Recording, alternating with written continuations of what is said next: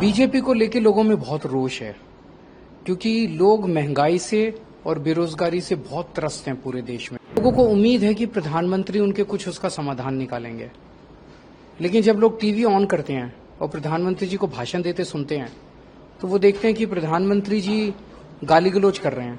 लोग गाली तो नहीं सुनना चाहते। लोग ये उम्मीद करते हैं कि हमारे प्रधानमंत्री कोई पेट्रोल सस्ता करने की, डीजल सस्ता करने की बात कहेंगे, कुछ महंगाई से कोई रोजगार की बात करेंगे। प्रधानमंत्री जी अब खुल के बोल रहे हैं कि मैं आम इंसान नहीं हूं, मैं भगवान का अवतार हूं, मैं अपनी मां की पेट से पैदा नहीं हुआ, मैं इस पृथ्वी पे प्रकट हुआ हूं। आरएसएस अपना रुख साफ करे। आरएसएस चुप नहीं रह सकता।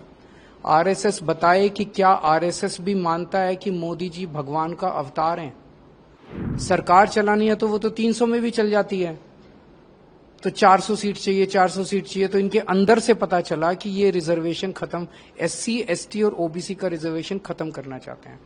पंजाब में मुझे लगता है कि 13 की 13 सीट जनता मन बना चुकी है, क्योंकि पिछले 2 साल की जो हमारी सरकार है, हमने यहाँ पे बिजली फ्री कर दी,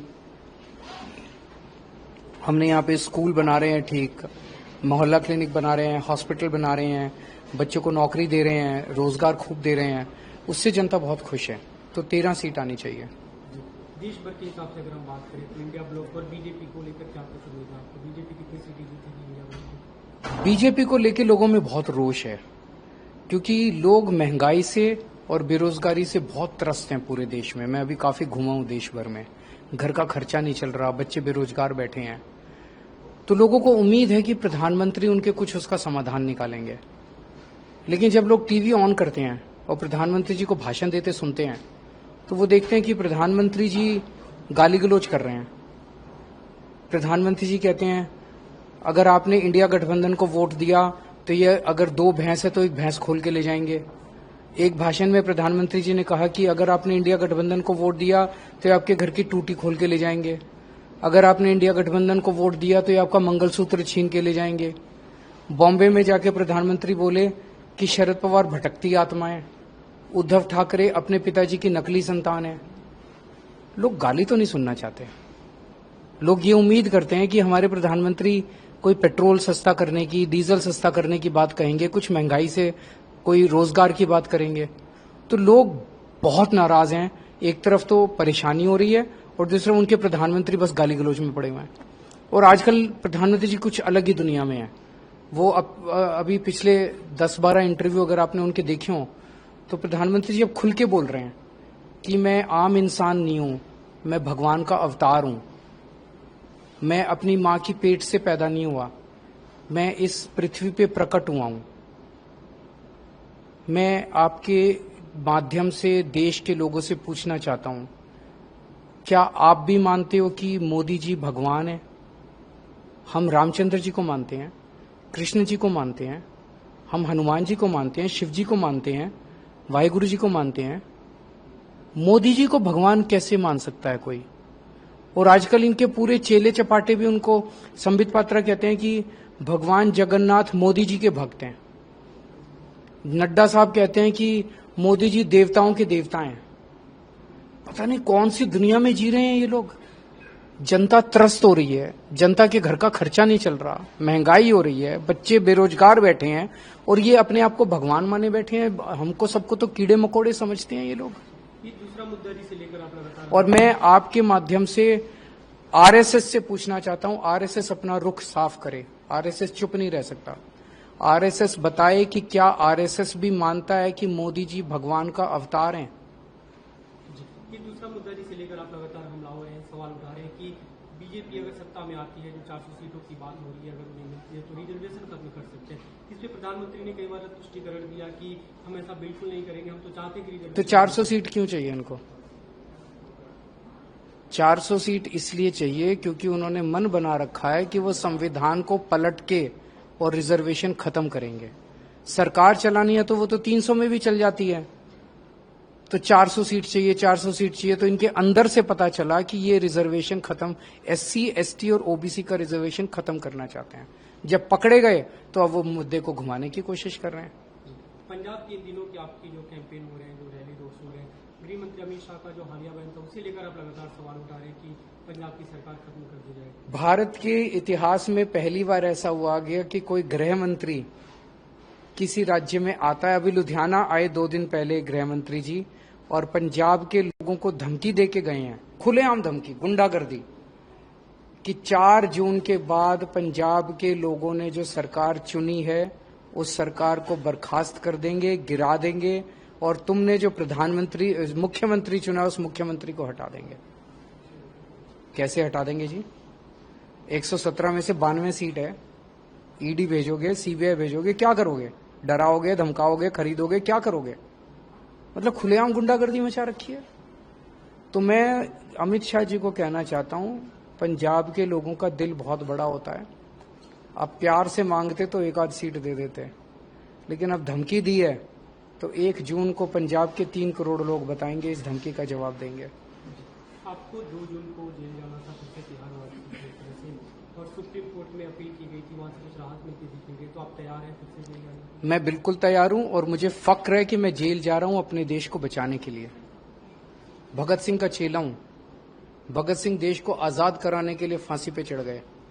मुझे अगर देश को बचाने के लिए इस तानाशाही और इस गुंडागर्दी से जो माहौल इन्होंने बना रखा है, कहीं सरकार गिरा देते हैं, किसी के एमएलए तोड़ देते हैं, शिवसेना के 2 टुकड़े कर दिए, एनसीपी के 2 टुकड़े कर दिए, सरकारें गिरा दी, सारे भ्रष्टाचारियों को अपनी पार्टी में इस तानाशाही के खिलाफ अगर मुझे 100 बार भी जेल जाना पड़े अपने देश को बचाने के लिए, मैं उसमें अपना गौरव महसूस करूंगा। बीजेपी को लेकर लोगों में बहुत रोष है, क्योंकि लोग महंगाई से और बेरोजगारी से बहुत त्रस्त हैं पूरे देश में। लोगों को उम्मीद है कि प्रधानमंत्री उनके कुछ उसका समाधान निकालेंगे, लेकिन जब लोग टीवी ऑन करते हैं और प्रधानमंत्री जी को भाषण देते सुनते हैं तो वो देखते हैं कि प्रधानमंत्री जी गाली गलौज कर रहे हैं। लोग गाली तो नहीं सुनना चाहते। लोग ये उम्मीद करते हैं कि हमारे प्रधानमंत्री कोई पेट्रोल सस्ता करने की, डीजल सस्ता करने की बात कहेंगे, कुछ महंगाई से कोई रोजगार की बात करेंगे। प्रधानमंत्री जी अब खुल के बोल रहे हैं कि मैं आम इंसान नहीं हूं, मैं भगवान का अवतार हूं, मैं अपनी मां की पेट से पैदा नहीं हुआ, मैं इस पृथ्वी पे प्रकट हुआ हूं। आरएसएस अपना रुख साफ करे। आरएसएस चुप नहीं रह सकता। आरएसएस बताए कि क्या आरएसएस भी मानता है कि मोदी जी भगवान का अवतार हैं। सरकार चलानी है तो वो तो 300 में भी चल जाती है, तो 400 सीट चाहिए, 400 सीट चाहिए। तो इनके अंदर से पता चला कि ये रिजर्वेशन खत्म, एससी, एसटी और ओबीसी का रिजर्वेशन खत्म करना चाहते हैं। पंजाब में मुझे लगता है कि 13 की 13 सीट जनता मन बना चुकी है, क्योंकि पिछले 2 साल की जो हमारी सरकार है, हमने यहाँ पे बिजली फ्री कर दी, हमने यहाँ पे स्कूल बना रहे हैं ठीक, मोहल्ला क्लिनिक बना रहे हैं, हॉस्पिटल बना रहे हैं, बच्चों को नौकरी दे रहे हैं, रोजगार खूब दे रहे हैं, उससे जनता बहुत खुश है। तो 13 सीट आनी चाहिए। देश भर के हिसाब से अगर हम बात करें तो इंडिया ब्लॉक और बीजेपी को लेकर क्या कुछ होगा? आपको बीजेपी कितनी सीटें जीतेगी इंडिया ब्लॉक? बीजेपी को लेकर लोगों में बहुत रोष है, क्योंकि लोग महंगाई से और बेरोजगारी से बहुत त्रस्त हैं पूरे देश में। मैं अभी काफी घुमा हूं देश भर में। घर का खर्चा नहीं चल रहा, बच्चे बेरोजगार बैठे हैं। तो लोगों को उम्मीद है कि प्रधानमंत्री उनके कुछ उसका समाधान निकालेंगे, लेकिन जब लोग टीवी ऑन करते हैं और प्रधानमंत्री जी को भाषण देते सुनते हैं तो वो देखते हैं कि प्रधानमंत्री जी गाली गलौज कर रहे हैं। प्रधानमंत्री जी कहते हैं अगर आपने इंडिया गठबंधन को वोट दिया तो ये अगर 2 भैंस है तो 1 भैंस खोल के ले जाएंगे। एक भाषण में प्रधानमंत्री जी ने कहा कि अगर आपने इंडिया गठबंधन को वोट दिया तो ये आपके घर की टूटी खोल के ले जाएंगे। अगर आपने इंडिया गठबंधन को वोट दिया तो ये आपका मंगलसूत्र छीन के ले जाएंगे।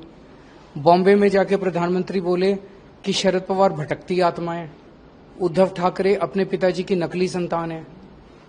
लोग गाली तो नहीं सुनना चाहते। लोग ये उम्मीद करते हैं कि हमारे प्रधानमंत्री कोई पेट्रोल सस्ता करने की, डीजल सस्ता करने की बात कहेंगे, कुछ महंगाई से कोई रोजगार की बात करेंगे। तो लोग बहुत नाराज हैं। एक तरफ तो परेशानी हो रही है और दूसरा उनके प्रधानमंत्री बस गाली गलौज में पड़े हुए हैं। और आजकल प्रधानमंत्री जी कुछ अलग ही दुनिया में है।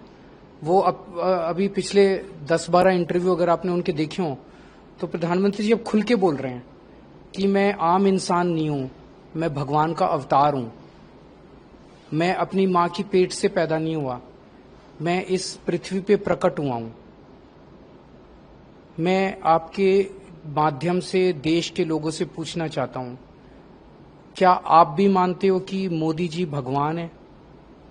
हम रामचंद्र जी को मानते हैं, कृष्ण जी को मानते हैं, हम हनुमान जी को मानते हैं, शिव जी को मानते हैं, वाहिगुरु जी को मानते हैं।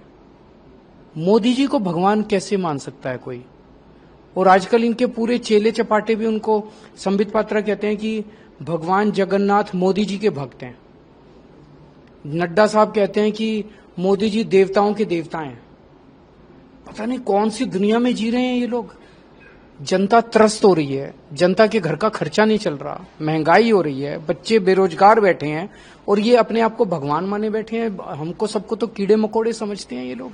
ये दूसरा मुद्दा जिसे लेकर आप लगातार और मैं आपके माध्यम से आरएसएस से पूछना चाहता हूं, आरएसएस अपना रुख साफ करे। आरएसएस चुप नहीं रह सकता।